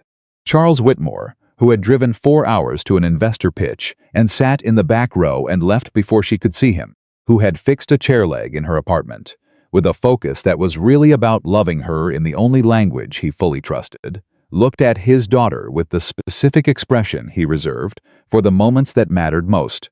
I'm telling you, he said carefully, that I've been watching, and I haven't seen anything that worries me. He picked up the hand plane again. That's about as strong an endorsement as I give. Amelia felt something loosen in her chest, "Are you going to buy the plane?" she said. He considered it. "Maybe, Dad, maybe," he said again, but he was already looking at the price. 20 feet away, Nathan and Eleanor were standing at a produce stall, and Eleanor Whitmore was doing what Eleanor Whitmore always did, in situations where she had made a decision and wanted to communicate it without making it a speech. She was being direct and kind in the same breath. "I want to ask you something," she said, examining an apple. "Go ahead," Nathan said. "My daughter has been alone for 4 years. Not because she couldn't find someone, because she chose it." Eleanor set the apple down and picked up another. She built walls that were from the outside impossible to see. She made it look like freedom, like she had everything she wanted and didn't need anyone. She paused. "But I'm her mother, I knew." Nathan said nothing. "She came alive this week," Eleanor said. Flat, simple. A verdict delivered without ceremony. "I don't mean happy, exactly. I mean awake." Like something turned on that had been off for a very long time. She looked at him directly. "That's because of you." "She did that herself," Nathan said. "I just paid attention. Don't minimize it," Eleanor said with gentle firmness. "Paying attention to Amelia is not a passive act. She makes it difficult. She redirects, she manages, she controls the information she gives you so carefully that most people never notice they're only getting half of her." She held his gaze. "You got more than half, I saw it." Nathan was quiet for a moment. "She's extraordinary," he said. And he said it simply, without performance, which was the only way Eleanor would have believed it. "I know she is," her mother said. "What I need to know is whether you understand what that means. What it costs her. What it costs the people who love her when they can't get through." She was not threatening. She was not testing. She was a mother asking a real question that deserved a real answer. If you're going to be in her life, and I think you are, whether either of you has fully acknowledged it, yet you have to be willing to stay when she pushes you away, because she will push you away. It's what she does when things start to matter too much. Nathan looked toward where Amelia was standing with her father. "I know," he said. "Do you? I've seen her pull back 3 times this week," he said. "When we talked about Daniel, when her parents arrived, and she didn't know how to just let herself be loved. Last night at dinner when the text came in," he paused. "Every time, I just waited. I didn't follow her into the retreat, and I didn't let her go so far she couldn't find her way back." Eleanor Whitmore looked at this man who had known her daughter for less than 2 weeks, and who had, in that time, apparently learned something about her that it had taken Eleanor years to articulate. She put 2 apples in the bag. "Good," she said. She handed him the bag to carry. "Now, tell me about this student, Marcus. The one with the question about whether people know they're making bad decisions." Nathan carried the bag and they walked on, and he told her about Marcus, and Eleanor listened, and the morning was cold and good. The confrontation came Sunday afternoon. Amelia had not seen it coming, which was unusual for her, but perhaps she had been too occupied with everything else to watch the right direction. She was in the kitchen making tea when she heard her father's voice from the living room. Change register, not louder, but different. The specific quality of Charles Whitmore's voice when he stopped being social and started being serious. "I want to ask you something, Nathan." Man to man. She went still. She should have made a sound, should have come into the room, should have interrupted in some way that told her father she was there, and that this conversation didn't need to happen. She didn't move. "Of course," Nathan said. "My daughter is one of the most capable people I have ever known," Charles said. "She built something extraordinary from very little. She works harder than anyone I've ever met, including myself, and I have never met a person who works harder than I do." A pause. "She also carries more than she should carry, and she carries it alone. She has been doing that since she was a child. I couldn't teach her to do it differently." Her mother couldn't. "It's who she is." "Yes," Nathan said. "It is." "What I need to know," Charles said, "is whether you understand the difference between admiring that and actually being able to live alongside it." His voice was precise, not harsh, just exactly as serious as the question required. "A lot of men are attracted to a strong woman. Far fewer know what to do when that strength becomes armor, when the person inside gets hard to reach." "I know the difference," Nathan said. "How do you know?" Charles asked, not aggressively. "Genuinely, you've known her a short time. Long enough," Nathan said. "Long enough to see how she eats when she's distracted. Long enough to know that she goes still for exactly 1 second when something surprises her before she controls it. Long enough to know that she checks work email at dinner, not because she doesn't care about the people at the table, but because the work is what she trusts. The work has never betrayed her. He paused. People have... A long silence. She told you about the fiancé, Charles said. Enough. I failed her there, Charles said. And the three words arrived in the room with a weight that Amelia felt from the kitchen that stopped her breath, because she had never in her life heard her father say those words about anything. I knew something was wrong. I could see it in her, something too controlled, something too careful. I didn't push. I respected her privacy when I should have pushed past it. Another pause. I didn't know how to push past it. She's always been further ahead than I know how to follow. You drove 4 hours to an investor pitch, Nathan said quietly. You sat in the back row. You left before she could see you. The silence that followed was different from the earlier silences. It was the silence of someone who had been seen in a way they weren't expecting. She told you that, Charles said. She told me that, like it was one of the most important things that ever happened to her, Nathan said. She just doesn't have the language for why yet. Charles Whitmore said nothing for a moment. When he spoke again, his voice had shifted. Something in it had come loose. Not collapsed. Charles Whitmore didn't collapse but shifted, the way a great weight shifted when someone finally helped to carry the other side. Take care of her, he said. I know she doesn't think she needs it. Take care of her anyway. Yes, sir, Nathan said. In the kitchen, Amelia pressed both hands flat on the counter and looked at the kettle and breathed. She breathed through the sensation of being witnessed across 3 rooms and 4 decades of hearing her father, Fession, say, I failed her, and hearing Nathan say she just doesn't have the language yet, of understanding, in a rush, that the 2 men in the next room had been talking about her with more accuracy and more love than most people managed in years. She did not walk into the living room. She made the tea. She carried 4 cups out on a tray, perfectly composed, and set them on the coffee table, and sat down, and her father looked at her with an expression she didn't have a name for, and Nathan looked at her with that steady, patient, completely present attention he always had, and nobody said anything about the conversation, and nobody needed to. That evening, after dinner, after her parents went to bed, Nathan stayed. He stayed in the way that had become natural over the week, not announcing it, not making it a thing, just still being there when the apartment grew quiet, washing up dishes while Amelia dried, moving through the space with the ease of someone who had been in it longer than a week. She handed him the last dish and he set it in the rack and dried his hands and turned around and found her looking at him with an expression he had not seen from her before. Not managed, not composed, not the careful, curated Amelia who gave you exactly as much as she had calculated was safe. Just her. What? He said. I heard you, she said. This afternoon. You and my father. He held her gaze. He didn't apologize and he didn't deflect. Okay? You told him you could see when she checks out, she said. That the work is what she trusts, because people have betrayed her. Yes, that was accurate, she said. I know. She leaned back against the kitchen counter. When did you figure all of that out? The restaurant, he said. The first night. You ordered water and held the glass in both hands, even though you weren't drinking it. People do that when they need something to hold on to. He shrugged. Everything else confirmed it. She looked at him. Most people don't notice things like that. Most people are waiting for their turn to talk, he said. She was quiet for a moment. Then Nathan, tomorrow my parents leave. I know, and the week is over. I know. I need to ask you something, she said. And I need you to answer it honestly, not kindly.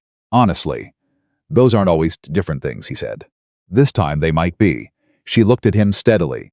When this week ends and my parents are gone, what is this? Because I can't, she paused, and he watched her search for the words, and he waited, and she found them. I can't do the in-between. I can't do we'll see what happens as a long-term state. I'm not built that way. If this is the end of the arrangement, I need to know that tonight, so I can prepare.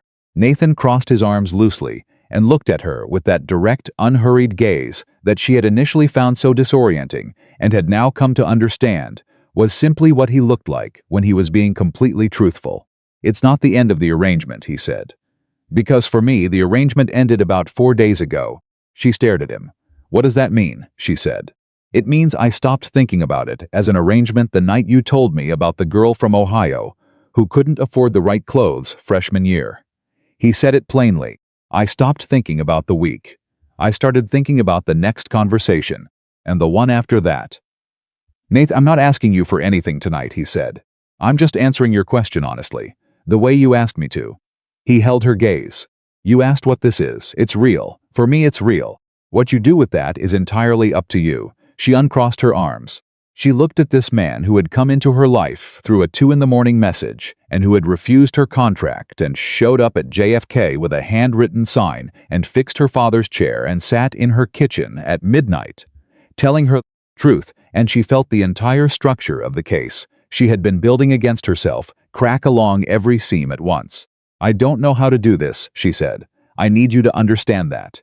I know how to run a company. I know how to negotiate and manage and make decisions under pressure. I don't know how to—" Her voice dropped slightly. "I don't know how to let someone stay." "I know," Nathan said. "I will mess it up." "Probably," he agreed. "So will I. I'll pull back when things get too close." "I know. I'll wait. That's not fair to you." "You let me decide what's fair to me," he said. "Nathan, Amelia." His voice was calm and very certain. "I'm not a man who makes decisions like this lightly. I'm 38 years old. I've been in relationships that looked right and felt wrong. I know the difference." He looked at her. "This feels right. Even the difficult parts, even the parts where you go somewhere I can't follow for a few minutes. Even that feels right because it feels like you, and I want you. Not the version that has everything under control. You." She stood in her own kitchen and felt the words arrive and stay. She didn't redirect them. She didn't manage them. She just let them land. "You know what the worst part is," she said, and her voice was quieter now, softer in a way she couldn't entirely stop. "What? I've been so careful. For 4 years I've been so careful. I had a plan. I was going to get through this week and pay you and shake hands and go back to my life." She shook her head slowly. "And you walked in and picked up your half of the weight, like it was the most natural thing in the world, and now I can't remember what it felt like, when it was just mine." He crossed the kitchen. He stopped in front of her, close enough that she could see the particular steadiness in his eyes that she had catalogued from the very first night, and he did not touch her, did not reach for her, just stood there in front of her and let the proximity speak for itself. "Good," he said quietly. "You've been carrying it alone long enough." She looked up at him. "This terrifies me," she said. "I know," he said. "You're still here." And she was still here, in her kitchen, at the end of a week that was supposed to be clean and simple and transactional, and nothing about it was clean or simple or transactional, and the woman who had promised herself 4 years ago that she would never again hand anyone the power to bring her to her knees was standing in her kitchen at 11 o'clock on a Sunday night handing it over anyway. Not because she was weak, because she was finally, after 4 years and 3 months and however many days, tired of mistaking strength for isolation. She reached out and took his hand, not dramatically. Just took it, the way people took things they needed, simply and without ceremony. His hand closed around hers. They stood there in the quiet kitchen, with the city humming below them, and her parents asleep down the hall and the week ending in less than 24 hours. And neither of them said anything, and neither of them needed to. Outside, the city did what it always did. It kept moving, relentless and indifferent, full of people navigating the gap between the life they had planned and the life that was actually happening to them. Inside the kitchen, Amelia Whitmore held a man's hand for the first time in 4 years and felt, without drama and without strategy, the particular sensation of something broken, becoming something whole. Her phone was on the counter. She didn't reach for it. For the first time in longer than she could precisely calculate, there was nothing on that phone more important than where she already was. Monday morning arrived, the way final mornings always did, with an ordinary quality that was belied by everything underneath it. Eleanor made breakfast again. Charles 2 servings, which nobody commented on, but Amelia caught her mother's eye across the table and saw the quiet satisfaction there. Nathan arrived at 9. He did not look like a man who was performing the end of an arrangement. He looked like a man who had somewhere he needed to be and was present until he got there. They took her parents to the airport together. In the car, her mother reached forward from the back seat and put her hand briefly on Nathan's shoulder as he drove, a gesture that required no explanation and offered no apology for its directness. Her father looked out the window and said, "The traffic's light today." Nobody asked whether this was a good sign or a bad one. They all simply noted it and rode in the easy silence of 4 people who had, in the space of 1 week, become something that would require a longer word than arrangement to describe. At the departure's drop-off, Eleanor hugged Amelia for a long time. "Call me Tuesday," she said. "Not as a will," Amelia said. Her mother pulled back and looked at her daughter's face, looked at it the way she had looked at that framed business plan on the study wall, with the particular pride of someone who had believed in something before it was visible to anyone else. "There you are," Eleanor said softly. "I've been waiting for you to come back." Amelia felt her throat tighten. "I've been right here," she said. "No," her mother said gently. "You've been working. Now you're here." Charles shook Nathan's hand. A real handshake. Firm. The kind that meant something. "The chair's holding up," Nathan said. "Good workmanship holds," Charles said. And he said it about the chair and also not about the chair, and Nathan understood both meanings. And the two men looked at each other with the mutual acknowledgement of people who have chosen to communicate in a language that requires no translation. Then her parents were inside, through the glass doors, and gone. Amelia stood on the curb. Nathan stood beside her. "Well," she said. "Well," he agreed. She turned to look at him. "The week is over," she said. "It is. And you're still here." He looked at her steadily. She nodded once. Slow, taking it in. "Okay," she said. "Okay," he said.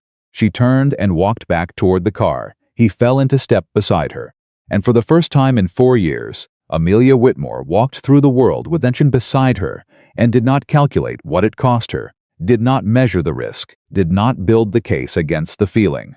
She just walked, and he was there, and that for now was entirely enough. The drive back from the airport was quiet in the way that full things were quiet. Not empty, not awkward, just settled.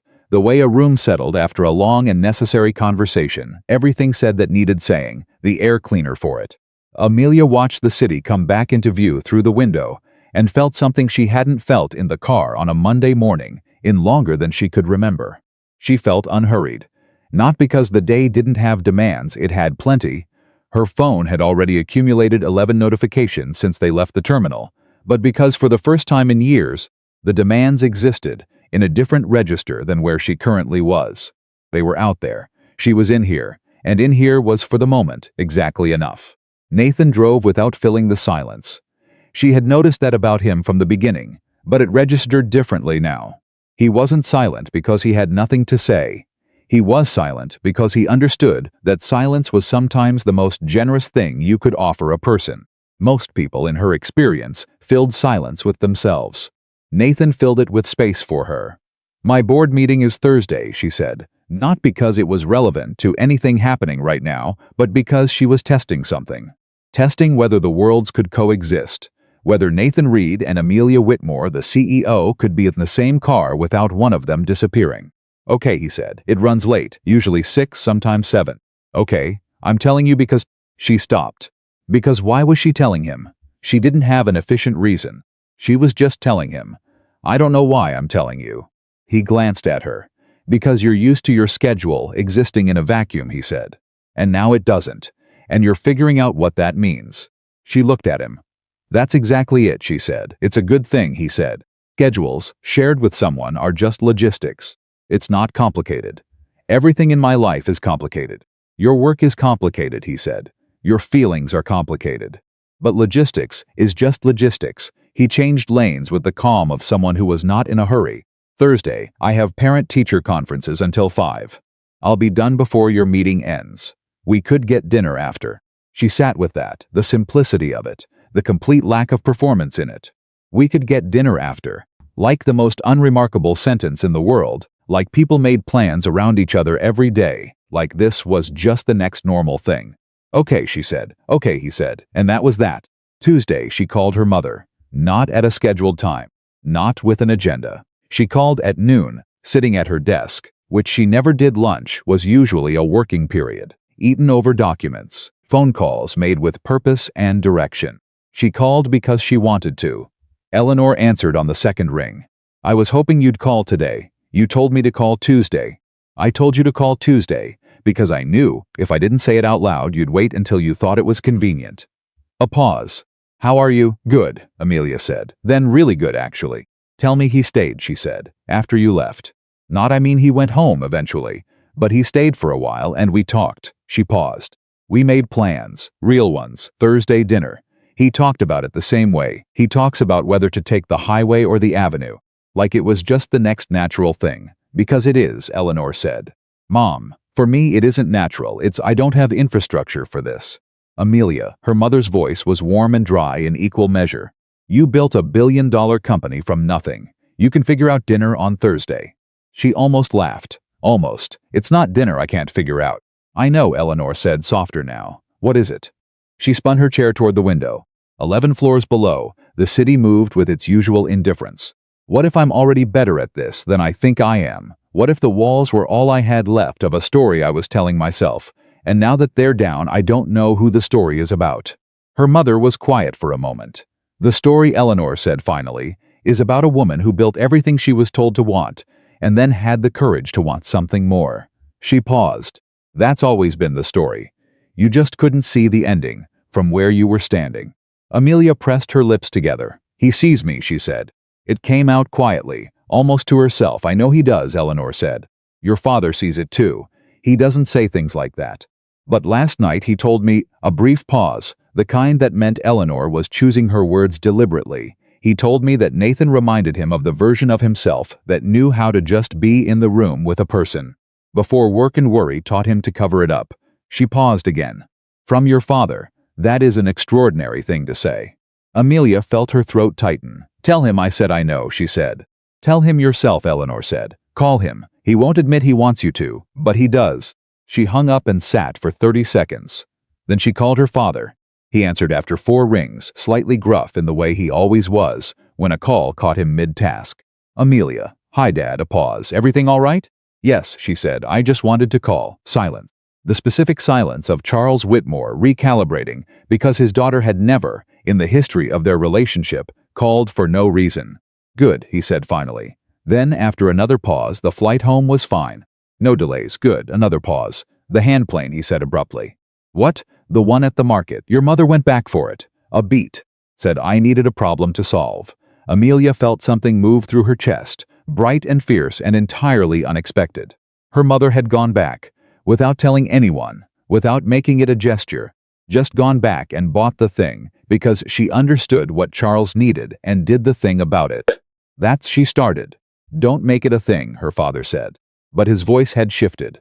Just slightly, the way it shifted when he was moved and had no language for it. I won't, she said, a pause. He's good, Charles said. Just that. Just those 2 words, delivered in the flat, certain tone he used when he had finished evaluating something, and arrived at a conclusion. I know, Dad, don't overthink it. I'm trying not to. You're overthinking right now, he said. I can hear it. She exhaled. How can you hear thinking? You breathe differently when you're in your head, he said. You always have. Another pause. Stop being in your head. Be where you are. She sat at her desk, 11 floors above the city that had been her world for 15 years, and heard her father tell her to be where she was, and felt the advice land somewhere real and useful. Okay, she said. Good, he said. And then before he hung up, call your mother more. I will. He hung up. She sat for another moment, then pulled up her Thursday calendar and blocked 2 hours after the board meeting. She labeled it dinner, not work. It was the first time in 4 years she had blocked personal time on a weekday evening without it being a networking event or a charity obligation. It was a small thing. It felt enormous. Wednesday brought the crisis she hadn't seen coming. It arrived, as crises in the fashion industry tended to arrive, through a screen, a gossip column, published online at 7:45 in the morning, with a photograph taken outside the Thai restaurant on their first Tuesday evening. The photo was of her and Nathan, mid-laughter, caught in the specific unguarded way of people who have momentarily forgotten they're in public. The headline read, Whitmore Fashion CEO's Mystery Man, Who Is He? She read it standing in her kitchen and felt her first reaction arrive before she could curate it. Panic. Not because the photograph was unflattering, it wasn't. It was actually a remarkably good photograph of 2 people who were genuinely enjoying each other. Not because the column said anything damaging, it didn't. It was mostly speculative and mildly breathless. But because her first instinct, her deep structural first instinct, was to contain it, manage it, get ahead of the narrative, issue a careful, neutral statement through her PR team, re-establish control of the story before the story established itself. She picked up her phone to call her communications director. She held it for 5 seconds, then she set it back down. She sat with the panic for a moment. Really sat with it. Let herself feel the specific shape of it, the reflexive need for control, the old machinery firing up, the 4 years practiced response to exposure. Then she picked up her phone again and called Nathan. He answered on the second ring. Morning. There's a photograph of us online, she said. A brief pause. From where? Outside May's place. Tuesday of last week, she paused. You're laughing. I look, she stopped. You look like yourself, Nathan said. From what I can tell. Is that okay? The question arrived and she sat with it. Yes, she said slowly. I think it is. Then what do you need from me right now? He asked. Practically. What actually needs to happen? She thought about it. Tripped away the panic. Looked at the actual situation. Nothing, probably, she said. My PR team will get questions. The answer is that I'm seeing someone, and it's private. That's all. She paused. It doesn't need to be more than that. Is that true? Nathan said. Is it private? I don't want it dissected by journalists, she said. That's different from private. Nathan, I'm not pushing, he said. I just want to know, are you embarrassed? By the photograph. By any of it. She stopped. She thought about the photograph. Two people at a Thai restaurant laughing, caught by someone with a long lens, slightly blurry at the edges, but clear in the center where it mattered. She thought about how she must have looked. What was visible in that image that she had not been aware of showing? No, she said, and meant it completely. I'm not embarrassed. Okay, he said simply. Then it's fine. The press will want. The press wants what you give them, Nathan said. You've been managing that for 15 years. You know what to give and what to keep. His voice was steady. This is our thing. Whatever we give them, we decide together. But I want you to make that decision from what you actually want, not from what the panic says. She exhaled. I called you before I called my communications director, she said. I know, he said, and there was something in his voice, not triumphant, not pleased with himself, just quiet and warm and aware of what that meant. That's new for me, she said, I know. I usually handle things alone first. I know that too. A pause. How does it feel? Calling me first. She looked at her kitchen counter, the spot where her 3-page dossier had sat the Saturday morning he'd come over and folded it to the side without throwing it away. The spot where the thermos had been when she'd held the cap in her hands, trying to find words for things she'd never said out loud. It feels right, she said. That's what makes it complicated. Right things don't have to be complicated, he said. In my experience, in your experience, he said gently, right things always came with a cost. I know. I'm saying maybe this time they don't have to. She was quiet. Call your communications director, he said. Tell them it's private and you're happy. That's all anyone needs. A beat. Are you happy? The word landed like a challenge and a gift at the same time. She thought about it. Really thought about it. Not as a concept or a performance or a metric to be assessed, but as a felt reality. Right now, this Wednesday morning, standing in her kitchen calling a man before calling her PR team. Yes, she said. Then that's your statement, Nathan said. 3 weeks after her parents left, Nathan met Sandra. This was not planned. It happened because Sandra showed up at Amelia's office with Thai takeout from May's place, which she did approximately once a month, and Nathan happened to be there. They had developed a habit of meeting at Amelia's office on Wednesdays when his school day ended early, a habit that had formed without either of them explicitly deciding on it, which Amelia found she didn't mind. Sandra walked in, set the food on the conference table, looked at Nathan, looked at Amelia, and said, So you're the one who pushed the contract back. Nathan said, And you're the one she texted at 2 in the morning before she posted the listing. Sandra stared at him. Then she looked at Amelia. Did you tell him that? He guessed, Amelia said. I inferred, Nathan said. She mentioned having a close friend. The 2 in the morning detail suggested someone she'd been talking to for a while, about the situation before she posted. And the fact that you showed up with May's food suggests you know she's been going there for years. He shrugged. Patterns. Sandra pulled out a chair and sat down without being invited. Amelia, she said, I like him. You've known him for 45 seconds, Amelia said. I know, I still like him. Sandra opened one of the containers. He looks at you the way I've been telling you someone should look at you for a decade. Sandra. She's not wrong, Nathan said. Amelia looked between them. I'd like the record to show that I find this alliance alarming. Noted, Sandra said cheerfully. Sit down and eat. Amelia sat down. And the 3 of them ate May's food in her conference room on a Wednesday afternoon. And Sandra asked Nathan about his students with the specific interest of someone who was genuinely curious rather than politely engaged. And Nathan asked Sandra how long she'd known Amelia, and Sandra said long enough to have watched her build a wall that would have stopped anyone else, And Nathan said he knew about the wall, and Sandra said, apparently so. And Amelia ate her food and said nothing, and felt something she didn't have a precise word for sitting in the center of her chest, expanding slowly. She thought, this is what it looks like. When your life has people in it. Multiple people, connected to each other, by their connection to you. This is what that feels like. She had forgotten. She hadn't known she'd forgotten until she felt it again. 6 weeks after the week that was supposed to change nothing, Nathan's sister came out of surgery. Her name was Claire, and she was 34, and Amelia had heard enough about her in the offhand, natural way Nathan referenced people he loved that she felt she knew her before they met. Smart, specific humor. Had once beaten Nathan at chess 17 times in a row and never let him forget it. Made the best chili of anyone in their extended family, which was apparently a matter of some seriousness in the Reed household. Amelia drove Nathan to the hospital. She didn't announce she was going to do this.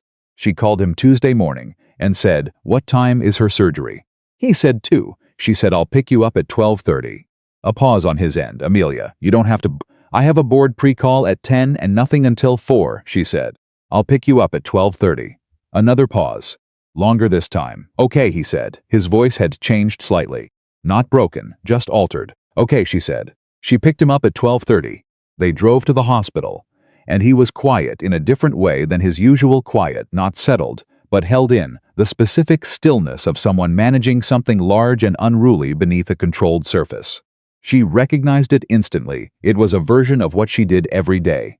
She didn't silence. She drove. In the waiting room, he sat with both hands on his knees, and she sat beside him and put her hand over his, the same way he had covered her hand under the restaurant table 6 weeks ago. Not calling attention to it, not making a thing of it. Just, "I am here. I see that this is hard." He turned his hand over and held hers. They sat like that for 2 hours. When the surgeon came out and said the surgery had gone well, Nathan exhaled in a way that was almost inaudible and entirely honest, and Amelia held his hand tighter for exactly 3 seconds. And then Claire's husband was there, and Nathan was on his feet, and the room shifted around her, and she stepped back and gave him the space to be in his family. She sat in the waiting room chair and watched him through the glass of the inner hallway, talking to Claire's husband, shoulders dropping from where they'd been held all afternoon, and she thought about what he had said to her at the very beginning. You need someone who will be honest with you. The fake part is calling it fake. She had thought he was talking about the arrangement. He had been talking about everything. The twist arrived on a Thursday evening, 8 weeks after the week ended. They were at dinner, not a notable restaurant, a neighborhood place Nathan liked because the pasta was made in-house, and the tables were too close together, and the noise level meant nobody could eavesdrop on your conversation if they tried. It had become one of their places, not a place chosen for optics. A place chosen because they both liked it. They were halfway through dinner when Nathan's expression shifted. She caught it immediately. The quality of change in his face, not something wrong, but something significant. Something he'd been carrying and had decided to put down. "I need to tell you something," he said. She set her fork down. "Okay," she said. He looked at her in that direct way she had come to trust completely. "I talked to my school's administration last week. About next year. And there's a position," he said. "A curriculum development role. District-wide history curriculum. It would mean leaving the classroom." He paused. "More responsibility. Better pay. Completely different kind of work." She waited. "I've been offered it twice before," he said. "I turned it down both times because I wasn't ready to leave the classroom. I love teaching. I love Marcus and Sophia and the kid who sits in the back and asks the questions that make me stay up thinking." He looked at her. "But I'm thinking about it differently now." "Why?" she said. "Because my world got bigger," he said simply. "Because I started thinking about what I want the next chapter to look like. Not just professionally." He held her gaze. "I'm not asking you to weigh in on my career decision. I'm telling you because it matters, and you matter, and those two things are connected now." She looked at him across the table. "What do you want?" she said. "I think I want the role," he said. "I think I've been afraid that leaving the classroom would mean losing the part of myself that still knows how to be just a person. The part that isn't about achievement or advancement." He paused. "But I realized I'm not going to lose that. I know I'm not going to lose it." He looked at her steadily. "Because I have you reminding me what matters." She felt the sentence arrive. "I do that," she said. "You do the opposite of what you think you do," he said. You think you're all edges and efficiency and forward momentum. And you are those things. But you remember things I say. Specific things, small things. You show up to hospitals. You call your father on a Tuesday for no reason. He shook his head. You think I'm the one teaching you to slow down. But you've been teaching me things too. She looked at him. What am I teaching you? She said. That strength and softness aren't opposites, he said. That you can be completely certain of yourself and still be terrified. That the most capable person in the room can also be the most in need of being seen. He picked up his fork. You've been teaching me that. Since the restaurant. I was just too focused on you to name it until recently. She was quiet for a moment. Take the job, she said. Yeah? You're not going to lose yourself, she said. I won't let you, and not because I need you to be a certain version of who you are. Because I know who you are, and that person doesn't disappear because the room changes. She met his eyes. You're a person who shows up. That's not a job description. That's a character trait. It goes everywhere you go. Nathan looked at her. You know, he said, for someone who claimed not to know how to do this, you're extremely good at it. Don't tell anyone, she said. I have a reputation.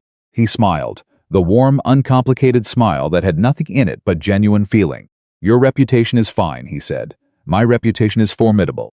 That too. He picked up his wine, formidable, and somehow also the person who calls her father on Tuesdays for no reason. People can be two things. She picked up her own glass. To being two things, she said. He touched his glass to hers. To being two things, he agreed. 1 year after the night at the restaurant, Amelia found the contract. She hadn't been looking for it. She'd been reorganizing the filing cabinet in the second bedrooms of the served as her home office. The kind of administrative task she did on Sunday afternoons when the week's momentum finally released its grip on her. And she pulled out a folder from the back of the bottom drawer and opened it, and there it was. 3 pages, single-spaced, her signature at the bottom, ready but never notarized, never delivered. Temporary arrangement 1 week. Party of the second part. She sat down on the floor with the contract in her hands.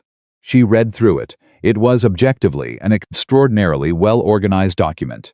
The terms were clear, the timeline was specific, the compensation was precise. The exit clause was clean. It was the kind of contract she had signed hundreds of times in her professional life and would not have hesitated over for 30 seconds.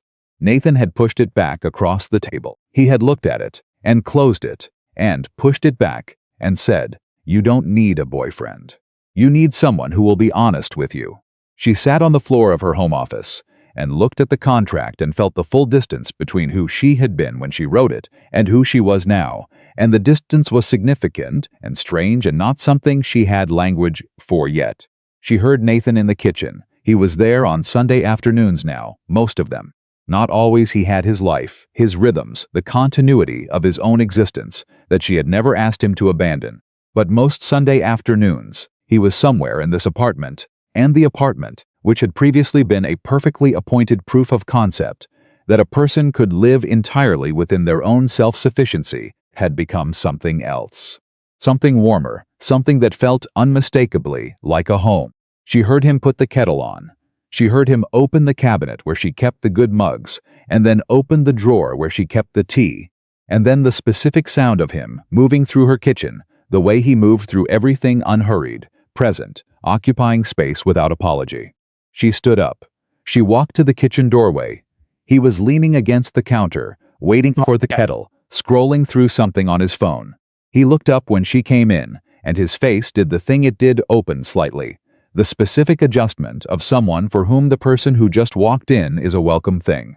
Found something, he said, looking at the folder in her hand. She held it up. He recognized it immediately. She watched him recognize it, a small shift in his expression. Something private and complicated moving through it. The contract, he said. The contract, she confirmed. He was quiet. I should probably throw it away, she said. Probably, he agreed. She looked at it for another moment. Then she walked to the kitchen island and set it down between them, and they both looked at it, this document that had started as a transaction and had become the most consequential thing she'd ever signed without signing. I was so certain, she said, about the terms, the timeline, the exit clause. She shook her head. I had thought of everything except the possibility that it wouldn't go the way I planned. What did you think was going to happen, he said. I thought I was going to hire someone to play a role, survive the week, Pay them and go back to my life. She looked up at him. I thought it was going to be clean. How's it going? He said. Dry. Warm. She looked at him, this man who had driven to JFK with a handwritten sign, who had fixed her father's chair, who sat in hospital waiting rooms and made Sunday afternoon tea, and took jobs because his world had gotten bigger and said so plainly. This man who had never once asked her to be less than she was, never once competed with her achievements, never once made her feel that being loved required her to be smaller. It's messy, she said. Yeah, he agreed. I have no exit clause. No, he said. I don't know where this ends. Neither do I, he said. Is that okay? She looked at him for a moment. Yes, she said. She picked up the contract. She walked to the recycling bin, and she held it for 1 second over the open lid, 1 second of fully acknowledging what it represented. The person who had written it, the walls she had built, the years she had spent calling isolation strength, and then she let it go. It dropped. She turned around. Nathan was watching her with the expression she loved most on his face. Not impressed, not moved in any performed way, just present and steady and completely there. Tea's almost ready, he said. Good, she said. She walked to the counter and stood beside him and waited for the kettle. They stood in her kitchen, in the apartment that had stopped being a proof of concept and become a home, and outside the city moved the way it always moved. Relentless and vast and entirely indifferent to the private enormities that occurred inside its windows every hour of every day. Inside, two people stood at a kitchen counter waiting for tea on a Sunday afternoon. She had once written a contract for 1 week. She had not written a contract for this.